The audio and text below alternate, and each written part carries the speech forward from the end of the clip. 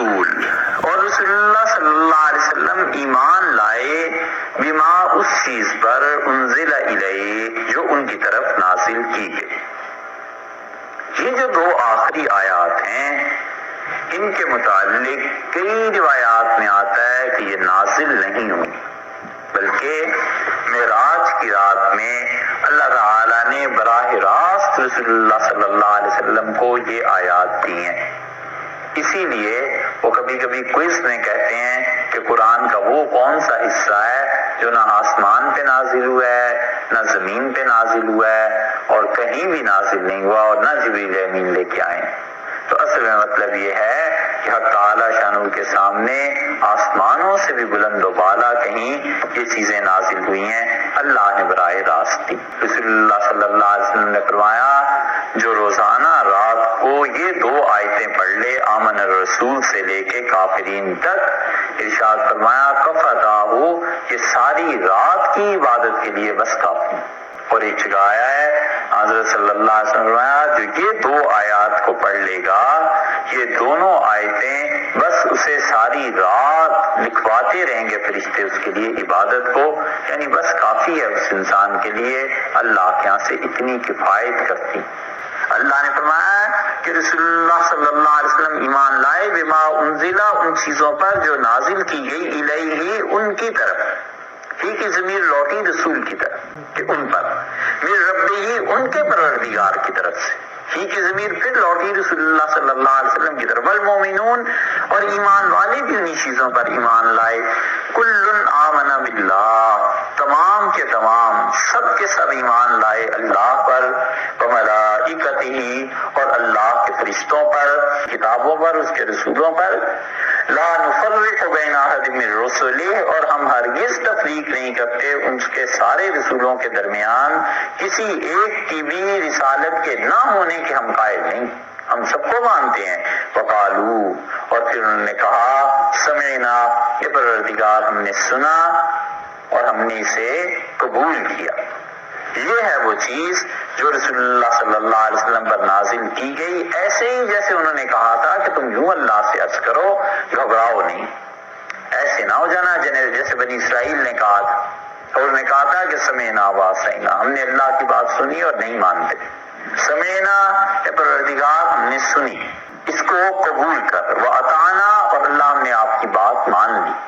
آپ اگر ان چیزوں کا بھی مواخذہ کریں جو ہمارے دل میں ہیں اور زبان پہ نہیں آتی، اللہ ہم اس میں بھی آپ کی بات مانتے ہیں، آپ کا حق بنتا ہے، تو احکم الحاکمین ہے، تو مالک ہے، جیسے تو چاہے کرے، غفرانک ربنا، لیکن اے اللہ مغفرت چاہتے ہیں، ربنا اے پروردگار جو کچھ بھی دل میں ہے اور جو کچھ زبانوں پہ ہے سب کے لیے معافی چاہتے ہیں، معافی مانگتے ہیں۔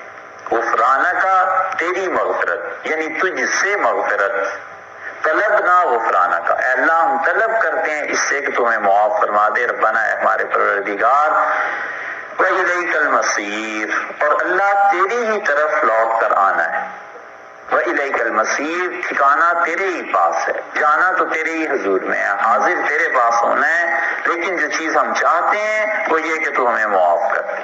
لا یکلف اللہ اور لوگوں اللہ کسی کو تکلیف نہیں دیتا، مکلف نہیں ٹھہراتا نفساً کسی بھی جان کو، الا وسعہا مگر اتنا ہی جتنا اس کی جان برداشت کر سکے، جتنا وہ سہ سکے۔ یہ ہے اصول کہ جہاں بھی انسانوں کے لیے تنگی آ گئی شریعت نے کہا اس کو اجازت دے دو، اور جہاں انسانوں کے لیے آسانی آ گئی شریعت نے کہا اس پہ زیادہ ذمہ داری کر دو۔ لا یکلف اللہ نفسا الا وسعہا، اللہ کسی جان کو تکلیف نہیں دیتا مگر اتنی جتنی وہ برداشت کر سکے۔ وضو نہیں کر سکتا تیمم کر لے، تیمم بھی نہیں کر سکتا وضو بھی نہیں کر سکتا، دونوں کے بغیر نماز پڑھ لے۔ روزہ ہے نہیں رکھ سکتی خواتین کسی حالت کی وجہ سے، کوئی حرج نہیں ہے، گزر جائے رمضان پھر روزے رکھ لیں۔ لہا ما کسبت اور انسان کے لیے وہ ہے نیکی کا عمل جو اس نے کیا ہے، اس کا کریڈٹ، اس کا نفع اسے پہنچے گا۔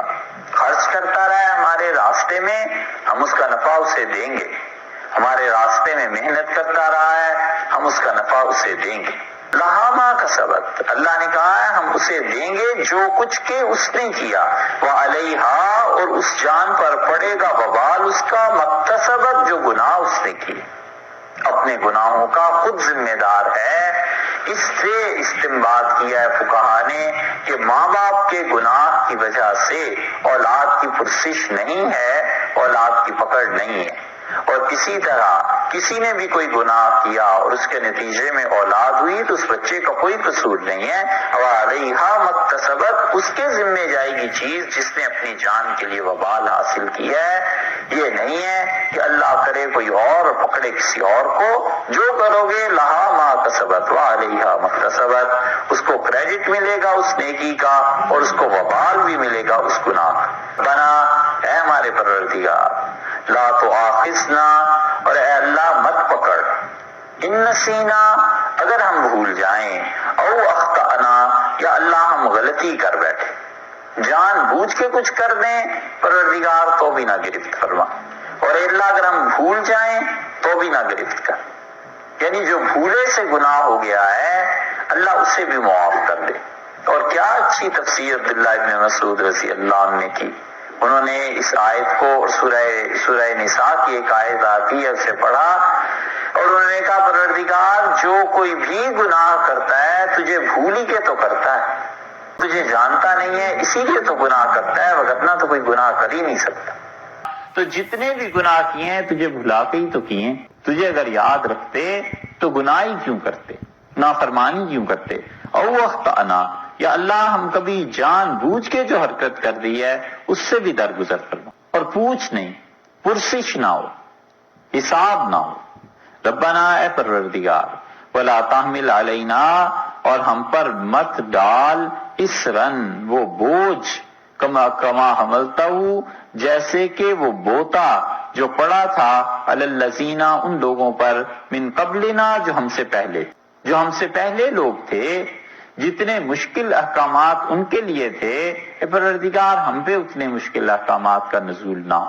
تو اس لیے ارشاد یہ ہوا کہ یوں مانگو، اور کہ ربنا ولا تحمل علینا اسرن کما حملتہ علی الذین من قبلنا، اور اللہ ہم پہ کسی ایسی چیز کا بوجھ نہ ڈال جیسے کہ ہم سے پہلوں پر پڑتا رہا ہے۔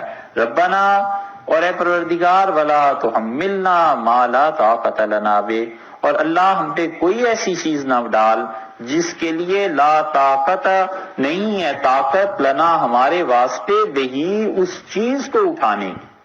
اللہ کوئی ایسی مصیبت، کوئی ایسی مشقت جس کو اٹھانے کی، اے اللہ، اے پروردگار ہم میں طاقت نہیں ہے، اللہ ہمارے ذمہ نہ کر، یعنی ہم عاجز ہیں اور ہم لوگ اتنا بوجھ نہیں برداشت کر سکتے، ہم پر مہربانی ہو۔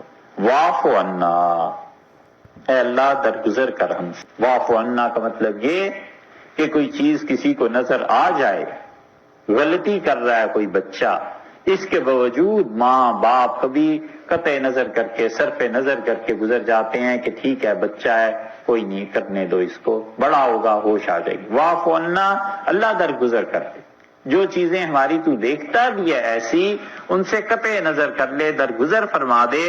تیری معرفت جب حقیقتاً نصیب ہوگی اور جب حقیقت میں تجھے یاد کریں گے تو پھر یہ چیزیں نکل ہی جائیں گی۔ واعف عنا، درگزر فرما۔ واغفر لنا، اور اے پروردگار ہماری مغفرت کر دے، بخش دے جو خطائیں ہو گئیں، ان تمام چیزوں پر ایک مرتبہ قلم پھیر دے۔ واغفر لنا، مکمل طور پہ مغفرت کر دے، جو بھی عقیدہ، اعمال، اخلاق، کوئی بھی خرابی تھی ہر طرح سے درگزر ہو۔ ورحمنا، اور صرف یہی نہیں، معافی ہی نہیں، بلکہ ہم چاہتے ہیں کہ تو اپنی رحمت بھی ہم پہ کر۔ اسی لیے رسول اللہ صلی اللہ علیہ وسلم نے فرمایا اللہ کو بندہ بڑا اچھا لگتا ہے جو اصرار کر کے اللہ سے مانگے کہ یہ کام ضرور کر دیں، یہ کام کر ہی دیں، اور کوئی جگہ ہی نہیں ہے، بس آپ ہی سے اللہ یہ کہنا ہے آپ یہ ضرور کر دیں۔ وہ جو اصرار ہے نا خدا کے ساتھ، تکرار کہ یہ ضرور کر دیں، وہ بندہ اللہ کو بڑا اچھا لگتا ہے، اور اللہ تعالیٰ ان لوگوں سے خوش ہوتا ہے جو اصرار سے مانگتے ہیں، خدا سے بہت اصرار کرتے ہیں کسی کام پہ کہ اللہ اس کام کو کر دے۔ اس لیے یہاں پر یہ تعلیم دی گئی کہ ورحمنا، اے اللہ ہم پر رحم بھی کر، حضرت عمر رضی اللہ عنہ نے نماز پڑھی اور ان کے ساتھ ایک آدمی دعا مانگ رہا تھا اور وہ کہہ رہا تھا کہ اللہ ہمیں تھوڑے لوگوں میں سے کر دے، اور پھر کہنے لگا اللہ اس پوری امت کو تھوڑے لوگوں میں سے کر دے۔ تو حضرت عمر رضی اللہ عنہ برداشت کرتے رہے۔ جب وہ دعا مانگ کے فارغ ہوا تو انہوں نے کہا تیرا ناس ہو، یہ کیا تو پوری امت کے لیے دعا کر رہا تھا کہ اللہ اس امت کو تھوڑا کر دے؟ اس کا امیر المومنین ایسے تو نہیں، میں نے کہا تھا کہ اللہ اس امت کو تھوڑے لوگوں میں کر دے۔ تو انہوں نے کہا پھر کیا مطلب؟ اس نے کہا اللہ نے کہا وَقَلِيلٌ مِّنْ عِبَادِيَ الشُّكُورُ، بہت تھوڑے ہوتے ہیں شکر والے بندے۔ تو میں تو اللہ سے کہہ رہا تھا کہ جو تھوڑے سے ہیں نا شکر والے، پوری امت کو انہی میں ڈال۔ تو اس عمر رضی اللہ عنہ نے کہا ہماری رعایا ہم سے زیادہ اچھا قرآن کو سمجھ۔ ورحمنا کا مطلب یہ کہ عفو بھی ہو گیا، مغفرت بھی ہو گئی، مزید اللہ رحمت بھی کر، کیونکہ ہم تیری رحمت کے محتاج ہیں۔ اور یہ تینوں چیزیں ایک ہی آیت میں اللہ نے جمع کر دی کہ مجھ سے درخواست کرتے رہو معافی کی بھی، اور مجھ سے درخواست کرتے رہو مغفرت کی بھی، اور اس چیز کی بھی کہ میں تم پہ رحم کروں۔ کوئی پتہ نہیں خدا کی رحمت کہاں سے ہو جائے۔ ورحمنا، اور اے پروردگار رحم فرما، انت مولانا، اللہ آپ ہمارے آقا ہیں، آپ ہمارے مالک ہیں۔ مولا کا لفظ کئی طرح پہ استعمال ہوتا ہے، اور وہ تمام چیزیں جو ولایت کو ثابت کرتی ہیں، بڑائی کو، بڑا ہونے کو، مالک ہونے کو، آقا ہونے کو، سب کی سب اللہ کے لیے جمع ہے۔ انت مولانا، اے پروردگار تو ہمارا مولا۔ اسی لیے رسول اللہ صلی اللہ علیہ وسلم نے فرمایا، یعنی اللہ تعالیٰ بندوں کی تعلیم، تربیت، اپنے تک پہنچنے کی راہیں کیسے خدا دکھاتا ہے۔ آپ نے فرمایا تم میں سے ہر آدمی، چاہے وہ مومن ہو اور چاہے وہ کافر ہو، دنیا ہر ایک کو دی جاتی ہے، اور آپ نے فرمایا مگر دین کی سمجھ، اللہ کی راہ صرف اس کو دی جاتی ہے جس سے اللہ کو محبت ہوتی۔ کوئی پتہ نہیں ہوتا کہ خدا کی رحمت کب شامل حال ہو جائے۔ تو اس لیے انت مولانا، اللہ تو ہمارا مالک ہے، آقا ہے، وارث ہے۔ جتنی بھی چیزیں بڑائی کے لیے ہیں سب کی سب اللہ کے لیے جمع ہے۔ فانصرنا، اور اے اللہ ہماری مدد فرما، علی القوم الکافرین، کافروں کی قوم کو۔ نصر کے بعد جب علا آ جائے نا تو اس کا مطلب ہے غلبہ۔ یہاں بھی دیکھیں فانصرنا کے بعد علا آیا ہے تو اس کا مطلب ہوا غلبہ عطا فرما۔ فانصرنا، ہماری مدد کر، علی القوم الکافرین، کافروں کی قوم کے اوپر، یعنی اللہ ہمیں غلبہ دے دے کافروں پر۔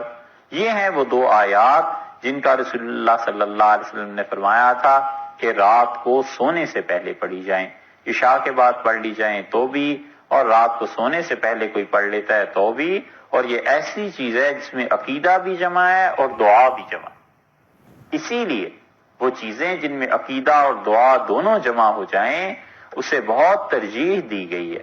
اسی لیے ان آیات کو زیادہ ترجیح دی گئی ہے کہ اس میں توحید بھی اللہ کی شامل ہے، پورا عقیدہ بھی شامل ہے، اس کے ساتھ ساتھ دعا بھی شامل ہے۔ انہیں یاد کیجیے۔